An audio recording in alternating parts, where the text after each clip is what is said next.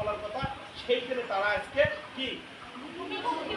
গত 29 এপ্রিল লালমনিরহাটের হাতীবান্ধা উপজেলার গোতামারি ইউনিয়নে গোতামারি সরকারি প্রাথমিক বিদ্যালয়ের 11 জন শিক্ষার্থীকে যৌন হয়রানির অভিযোগ তুলে এক ব্যবসায়ীকে আটক করে পুলিশের হাতে তুলে দেয় প্রধান শিক্ষিকা সুফিয়া বেগম।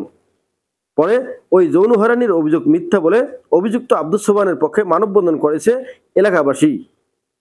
তবে আব্দুস সোবহানের পরিবার দাবি করেন প্রধান শিক্ষিকা সুফিয়া বেগম পূর্ব শত্রুতার কারণে আব্দুস সোবহানকে মিথ্যা অভিযোগে ফাঁসিয়েছেন।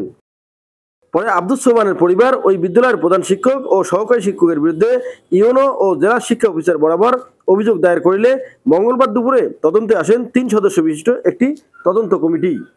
আমাদের ডিপার্টমেন্টেই অন্তত 3 জায়গায় গেছে অভিযোগ। তো সেই ডিডি অফিস আছে, ডিপি অফিস আছে, উপজেলা অফিস আছে, পুলিশের মামলা আছে, সব মিলিয়ে আমরা যে আংশিক পাইলাম, আমরা কিন্তু আজকে একেবারে চূড়ান্তভাবে সব তথ্য পেয়েছি বা সাপোর্টিং পেপার পেয়েছি তাও কিন্তু না। তো আমরা এই মুহূর্তে আসলে একে চূড়ান্তভাবে যে হ্যাঁ প্রমাণিত হয়ে গেল বা প্রমাণিত হয়নি এরকম বলার মতো পর্যায়ে আসলে এখনো আসেনি। আমার তথ্য হ্যাঁ নাম্বার নেওয়া আছে, তথ্য সংগ্রহের কাজ চলছে এবং চূড়ান্ত তথ্য এখনো আসলে রেডি হয়নি।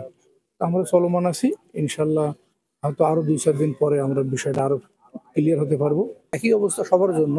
আমার শিক্ষক যদি মিথ্যা একটা কিছু করে সেটা মানে এরকম সাদা দাবি শুধু নয়, তার চাকরি রুলের বাইরে যে কোনো, তাই নাকি সে কি প্রার্থী হতে পারে নির্বাচনে?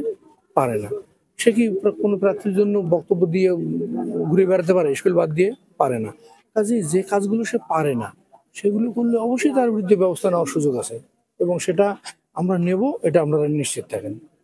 News channel 24 news desk.